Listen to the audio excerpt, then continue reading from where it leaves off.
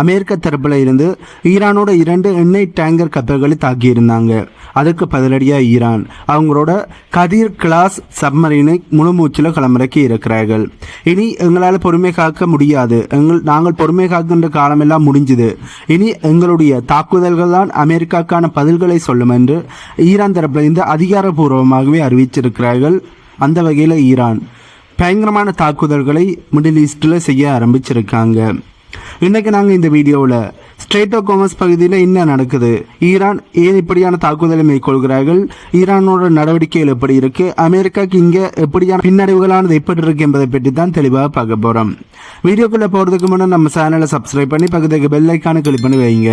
அப்போ தான் நான் போடக்கூடிய வீடியோஸை நீங்கள் உடனுக்குடன் பார்க்க முடியும். வாங்க இப்போ வீடியோக்குள்ளே போகலாம். இப்போ லேட்டஸ்டாக வந்த நியூஸ் என்னென்னா, ஈரானோட கடற்படை தளபதியாக இருக்கிற சராம் இரானி அவர்கள் ஒரு அதிரடியான அறிவிப்பை வெளியிட்டிருக்கார். ஈரானிலேயே தயாரிக்கப்பட்ட கதீர் வகை நீர்மூழ்கி கப்பல் இப்போ ஸ்ட்ரெய்ட் ஆஃப் ஹார்முஸ் பகுதியில் ரொம்ப ஆக்ரோஷமாக ரோந்து பணியில் இருக்கு என்பதை தான் சொல்லியிருக்கார். இந்த கப்பல்களை ஏன் கடல் டாபிங்கள் என்று சொல்றாங்கண்டா, நீர்மூழ்கி கப்பல்கள் ரொம்பவே சின்னனானது, ஆனால் ரொம்ப வேகமாக போகக்கூடியது. அமெரிக்காவோட பெரிய போர்க்கப்பல்கள், அதாவது விமானம் தாங்கி போர்க்கப்பலாக இருக்கட்டும், அமெரிக்காவோட கடற்படையாக இருக்கட்டும், அவர்களால் ஸ்ட்ரெய்ட் ஆஃப் ஹார்முஸ் பகுதியில் ஆழம் குறைவான பகுதியில் நுழைய முடியாது. ஆனால் இந்த கதிர் வகை நீர்மூழ்கி கப்பல்கள் வெறும் 36 மீட்டர் ஆழத்தில் கூட பதுங்கி இருந்து தாக்கு. அதே நேரத்தில் இந்த நீர்மூழ்கி கப்பல்கள் ரேடார்லையும் சிக்காது. இப்போ இதுங்க வெறும் ரோந்து மட்டும் பண்ணல, ட்ரிகர் ரெடி அப்படின்னு சொல்லப்படுகிற, அதாவது எந்த நிமிஷம் தாக்குதலுக்கு தயாராக இருக்கிற நிலையில் நிறுத்தப்பட்டிருக்கு என்பதுதான் இப்போ வருகின்ற செய்தியா இருக்கு. இன்னும் ஒரு முக்கியமான விஷயம் என்னன்னா, ஈரான் இப்போ ஒரு புதிய ரூல்ஸை கொண்டு வந்திருக்காங்க. பெர்சியன் கல்ஃப் ஸ்டேட் அத்தாரிட்டி, அதாவது PGSA அப்படிங்கிற ஒரு அமைப்பை உருவாக்கி ஸ்ட்ரெய்ட் ஆஃப் ஹார்முஸ் வழியா போற ஒவ்வொரு கப்பலும் ஈரான் கிட்ட அனுமதி வாங்கணும் என்று ஈரான் தரப்பிலிருந்து சொல்லியிருக்கிறார்கள். ஈரானோட அதிகாரி இப்ராஹிம் ரசானி அவர்கள் என்ன சொல்லியிருக்காருன்னா, எங்க அனுமதி இல்லாம ஒரு சொட்டு எண்ணெய் கூட இந்த ஸ்ட்ரெய்ட் ஆஃப் ஹார்முஸ் வழியா போகாது என்பது ரொம்ப ஸ்ட்ராங்கான வார்னிங்கா கொடுத்திருக்கார். இது அமெரிக்காவுக்கு விடுக்கப்பட்ட நேரடியான சவால். அமெரிக்கா இதனை சர்வதேச சட்ட மீறல் என்று சொல்லிக் கொண்டு இருக்காங்க. ஆனா ஈரான் தரப்புல இருந்து முதல்ல போரை ஆரம்பிச்சது நீதான், நீ எங்களுக்கு எதிரான தாக்குதலை மேற்கொள்ளாம இருக்கும் வரையுமே ஸ்ட்ரெய்ட் ஆஃப் ஹார்முஸ் பகுதி முழுமையா ஓப்பன்ல தான் இருந்தது. நீ எப்ப எங்களுக்கு எதிரான தாக்குதலை நடத்தினியோ அப்பதான் இந்த பகுதியானது மூடப்பட்டிருக்கு. ஆகவே இதனத்துக்கும் காரணம் நீதானே ஒழிய நாங்கள் இல்லை என்பதை ஈரான் ஸ்ட்ராங்காக சொல்லிக் கொண்டு இருக்கிறார்கள். அது மட்டும் இல்லாம ஈரான் தரப்புல இருந்து எங்க எல்லைக்குள்ள வர்றவங்க எங்க சட்டத்துக்கு கட்டுப்பட்டுத்தான் ஆகணும் என்பதுல ரொம்ப பிடிவாதமாகவும் ரொம்ப ஸ்ட்ராங்காகவும் இருக்காங்க. இதனால இப்ப கடல் வழியில மிகப்பெரிய முட்டல் மோதலானது நடந்து கொண்டிருக்கு. மிடில் ஈஸ்டில் அமெரிக்கா சீஸ்ஃபயரை போட்டுட்டு கொஞ்சம் தாக்குதலை நடத்திட்டு போரை நாங்கள் மறுபடியும் ஆரம்பிக்கல, நாங்கள் ஜஸ்ட் பதிலடியை கொடுத்தோம்ட்டு ஒரு முட்டு கொடுத்து கொண்டு இருக்கிறார்கள். ஆனால் சீஸ்ஃபயரை போட்டுட்டு அமெரிக்கா ஈரானுக்கு எதிரான நிறைய நடவடிக்கையில் நிறைய ஆபரேஷனை ஆரம்பிச்சிருக்கிறார்கள். அதில் மிகப்பெரிய தோல்விகளும் அடைந்திருக்கிறார்கள். இவ்வளோ காலமே பொறுமையாக இருந்த ஈரான் இப்போ சீஸ்ஃபயராவது மண்ணாங்கட்டியாவது என்று சொல்லிட்டு இப்போ அமெரிக்கா ஏதாவது ஒரு நடவடிக்கையில் ஈடுபட்டால், அதாவது ஈரானோட கப்பல்கள் மீது தாக்குதலை நடத்தினாலும் சரி, ஈரானோட கப்பல்களை கைப்பற்றினாலும் சரி, ஈரானோட தீவுகளுக்கு லேண்ட் வழியான படையெடுப்பை செஞ்சாலும் சரி, எதொன்றை செஞ்சாலும் நாங்கள் அமெரிக்காவோட இராணுவ தளங்களாக இருக்கட்டும், அமெரிக்காவோட போர்க்கப்பலாக இருக்கட்டும், மற்றும் அமெரிக்காவுக்கு சப்போர்ட் பண்ணுகின்ற நாடுகளாக இருக்கட்டும், அங்கே எங்களுடைய தாக்குதல்கள் இருக்கு, எங்களுடைய வெப்பன்ஸ் தான் இனி அமெரிக்காவுடைய நடவடிக்கைகளுக்கு பதில் சொல்லும் என்பதில் ஈரான் ரொம்ப ஸ்ட்ராங்காக இருக்கிறார்கள். இதில் இந்த ஈரான் தங்களுடைய பொறுமையை இழந்துட்டார்கள் என்பது தெளிவாக தெரியுது. அமெரிக்கா சீஸ்ஃபயரை போட்டுட்டு ஈரானை ஒரு கட்டுப்பாட்டுக்கு வச்சு தங்களுடைய காரியங்கள் அனைத்தையுமே சாதித்து விடலாம்னு நினைச்சார்கள். பட் அதுக்கு அனைத்துக்குமே இப்ப ஈரான் மிகப்பெரிய ஒரு ஆப்பா எடுத்து சொருகி இருக்காங்க என்பதுதான் உண்மை. இப்ப நாம பார்க்க போறது ரொம்ப முக்கியமான விஷயம். ஏனென்றா இதுவரைக்கும் அமெரிக்காவுக்கும் ஈரானுக்கும் மட்டும்தான் சண்டைன்னு நினைச்சு கொண்டு இருந்தோம். ஆனா இப்ப பிரான்ஸ் மற்றும் UK நாடுகளும் இந்த விவகாரத்துக்குள்ள நேரடியா உள்ள இழுக்கப்பட்டு கொண்டு இருக்காங்க. ஈரான் இப்ப ரொம்ப தெளிவா ஒரு விஷயத்தை சொல்லி இருக்கிறார்கள். பிரான்ஸ் மற்றும் UKவோட போர்க்கப்பல்கள் ஸ்ட்ரெய்ட் ஆஃப் ஹார்முஸ் பகுதிக்கு நுழைய முயற்சி பண்ணா அடுத்த நிமிஷமே நாங்கள் தாக்குதலை நடத்துவோம் என்ற ஒரு பயங்கரமான மிரட்டலை ஈரான் தரப்பிலிருந்து கொடுத்திருக்கிறார்கள். இது சும்மா பேச்சுக்காக சொல்லப்பட்ட மிரட்டல் இல்லை, இதற்கு பின்னாடி சில முக்கியமான காரணங்களும் இருக்கு. முதல்ல பிரான்ஸ் நாட்டோட சார்லி டி கொல்கா பேர் கொஞ்சம் கரெக்டாக வரையில், ஏனென்றால் பிரெஞ்சு மொழியில் வருகின்ற வார்த்தைகள் கொஞ்சம் வாய்க்கு நுழைய மாட்டேன்ட்டு இருக்கு. நாங்கள் பிரான்ஸோட ஒரு போர்க்கப்பல் வைப்போம்.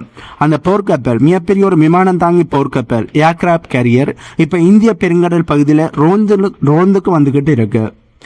அதே போல யூகேவோட ராயல் நேவி கப்பல்களும் அமெரிக்காவுக்கு சப்போர்ட் பண்ணுறதுக்காண்டி இந்த பகுதிக்கு வந்து கொண்டு இருக்கு. இதை ஈரான் எப்படி பார்க்குறாங்கன்னா, தங்களோட வீட்டு வாசலில் வந்து யாரோ அத்துமீறி நிற்கிற மாதிரி தான் ஈரான் பார்க்கிறார்கள். இந்த இடத்துல ஈரானோட ஆபத்தான போர் தந்திரம், அதுவும் அமெரிக்காவுக்கு எதிராக பயன்படுத்திய ஆபத்தான போர் தந்திரத்தை கையில் எடுத்திருக்காங்க. பிரான்ஸ் மற்றும் யூகே கிட்ட இருக்கிறது எல்லாமே மிகப்பெரிய நவீனமான போர்க்கப்பல்கள். ஆனால் ஈரான் என்ன பண்ணுவாங்கன்னா, தங்களோட நூற்றுக்கணக்கான அதிவேகமான மோட்டார் படகுகள், அதாவது ஃபாஸ்ட் அட்டாக் போட்களை அனுப்பி அந்த பெரிய கப்பல்களை சுற்றி வளைப்பாங்க. ஒரு பெரிய யானையை ஆயிரக்கணக்கான எறும்புகள் ஒன்றா சேர்ந்து தாக்கினா எப்படி இருக்குமோ அதுதான் ஈரானோட பிளான். அது மட்டும் இல்லாமல் ஈரானோட அபு மக்டி மாதிரியான நீண்ட தூர ஏவுகணைகளும் இப்போ தயார் நிலையில இருக்கு. பிரான்சினுடைய கப்பல்கள் ஸ்ட்ரெய்ட் ஆஃப் ஹார்மஸ் பகுதிக்கு நுழையிறதுக்கு முன்னாடியே நூற்றுக்கணக்கான கிலோமீட்டர் தூரத்தில் இருந்து பிரான்சினுடைய கப்பல்களை அட்டாக் பண்ண முடியும். இதனால தான் ஈரான் எல்லைக்குள்ள வராதிங்க, இது உங்களுக்கு பாதுகாப்பான இடம் இல்லை என்பதை ஈரான் ரொம்ப ஸ்ட்ராங்காக சொல்லி கொண்டு இருக்கிறார்கள். ஆகவே பிரான்ஸும் யூகேயும் அமெரிக்காவுக்கு சப்போர்ட் பண்ணணும் என்ற பெயரில் வந்து அவர்களும் அடிவாங்க போறார்களா என்பதுதான் மிகப்பெரிய ஒரு கேள்வி. ஏற்கனவே அமெரிக்கா ஈரானுக்கு எதிராக தவறான கணிப்பில் ஈடுபட்டு தவறான கணிப்பை போட்டு தாக்குதலை நடத்தி வசமாக மாட்டுப்பட்டு இருக்கிறார்கள். இந்த உலகத்தினுடைய சக்தி வாய்ந்த கடற்படையை வைத்திருக்கின்ற அமெரிக்காவுக்கு ஈரான் தர்மடி கொடுத்து கொண்டிருக்கிற நேரத்தில் பிரான்ஸ் மற்றும் யூகே தங்களுடைய போர்க்கப்பலையும் கொண்டு வந்து அவர்களும் அடிவாங்கிக்கிட்டு போறார்கள் என்பதுதான் நிறைய பேரோட கருத்தா இருக்கு.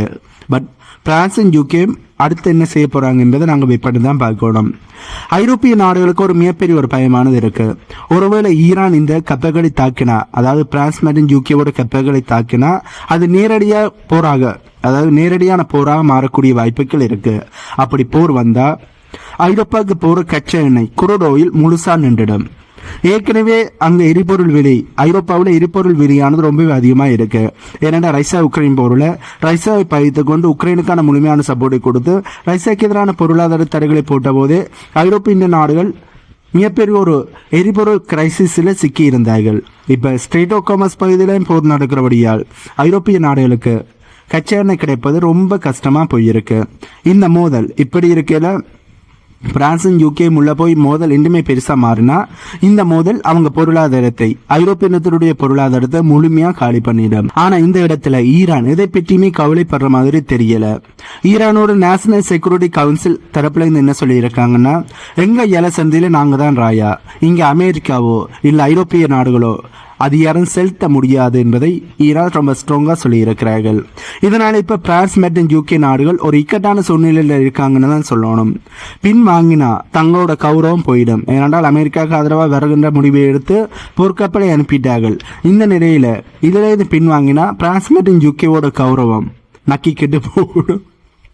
உள்ள போனா சரி, அது இப்படி கௌரவம் போடுமென்றதுக்காண்டி அவர்கள் உள்ளே தங்களுடைய போர்க்கப்பலை, பிரச்சனைக்குள்ள போர்க்கப்பலை அனுப்பினா ஈரானோட மிசைகள் பதில் சொல்ல வேண்டி இருக்கும். அதாவது ஈரானோட மிசைகளுக்கு இவர்கள் பதில் சொல்ல வேண்டி இருக்கும். ஈரானோட மிசைகள் இந்த கப்பல்களை வேட்டையாட ஆரம்பிக்கும். இதயத்துக்கு நடுவில் இப்போ பிரான்ஸும் யூகேயும் வசமாக மாட்டுப்பட்டிருக்காங்க. இந்த ஒரு இழுபறி நிலைதான் இப்ப ஸ்ட்ரெய்ட் ஆஃப் ஹார்மஸ் பகுதியை உலகத்தோட மிகப்பெரிய ஒரு ஆபத்தான பகுதியா மறுபடியும் மாத்தி இருக்கு. அமெரிக்கா தரப்புல அமெரிக்காவோட பிரசிடண்டா இருக்கிற டொனால்ட் ட்ரம்ப் அவர்கள் இப்ப ஒரு இக்கட்டான சூழ்நிலையில சிக்கி இருக்காருன்னு தான் சொல்லணும். ஒரு பக்கம் போர் வேணாம்னு பேச்சுவார்த்தை போய்கிட்டு இருக்கு. இன்னும் ஒரு பக்கம் ஈரானோட கப்பல்கள் மீது தாக்குதலை அமெரிக்கா செஞ்சோன்னு இருக்காங்க. ஒரு பக்கம் போர், இன்னும் ஒரு பக்கம் தாக்குதல். ஆனா ஈரான் இப்போ era of resistance is over அப்படின்னு சொல்லிக்கிட்டாங்க. அதாவது நாங்கள் இனிமேல் பொறுமையாக இருக்க மாட்டோம், நீங்கள் ஒரு அடி அடித்தா நாங்கள் திருப்பி அடிப்போம் அப்படிங்கிறது தான் இப்போ ஈரானோட இறுதியான நிலைப்பாடாக இருக்குது. அதாவது அமெரிக்கா கை வச்சா நாங்களும் பதிலுக்கு கை வைப்போம், பதிலுக்கு அமெரிக்கா மீது மட்டும் கை வைக்க மாட்டோம். மிடில் ஈஸ்டில் இருக்கிற அமெரிக்காவோட இராணுவ தளங்கள், அமெரிக்காவோட நட்பு நாடுகள் அனைத்தையுமே தாக்குவோம் என்பதுதான் ஈரானோட நிலைப்பாடு. இப்போ இந்த மோதல் நீடிச்சா என்ன ஆகும்? உலகத்தோட 20% கச்சா எண்ணெய் ஒரு சின்ன பாதை வழியா போகுதுன்னு நான் ஏற்கனவே எங்களுடைய வீடியோவில் பார்த்துருந்தேன். அதான் ஸ்ட்ரெய்ட் ஆஃப் ஹார்மஸ் பகுதி. இந்த ஸ்ட்ரெய்ட் ஆஃப் ஹார்மஸ் பகுதி மட்டும் முழுசா மூடப்பட்டா பெட்ரோல் விலை இப்ப இருக்கிறதை விட கற்பனை செய்ய முடியாத அளவுக்கு இன்னுமே ஏற ஆரம்பிக்கும்.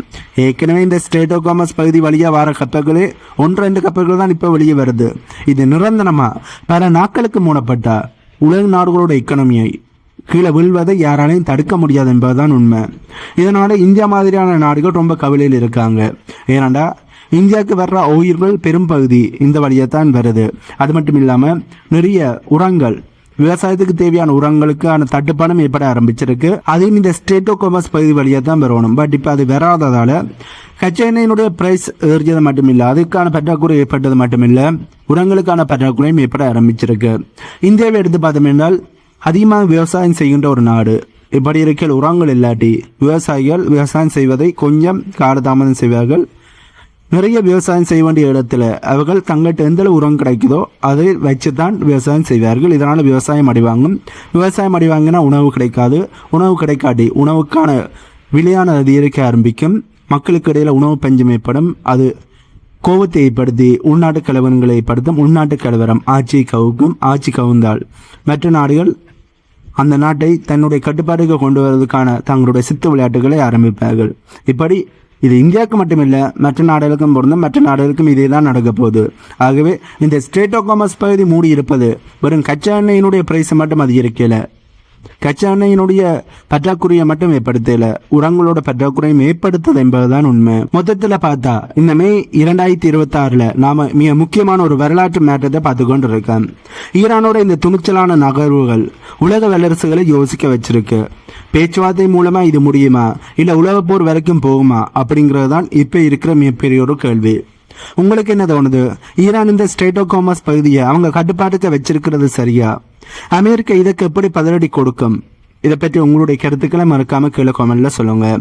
இந்த வீடியோவில் நான் சொன்ன தகவல்கள் உங்களுக்கு புதிதாக இருந்திருக்கும்னு நம்புறேன். இந்த தகவல்கள் உங்களுக்கு புதிதாக இருந்தால் நம்ம சேனலை சப்ஸ்கிரைப் பண்ணி பக்கத்துக்கு பெல் ஐக்கானை கிளிக் பண்ணி வைங்க. அப்பதான் நான் போடக்கூடிய வீடியோஸ் நீங்க உடனுக்குடன் பார்க்க முடியும். இன்னும் ஒரு புதிதான தகவல்கள் உள்ளடங்கிய புதிய வீடியோவில் உங்களை நான் மீட் பண்றேன்.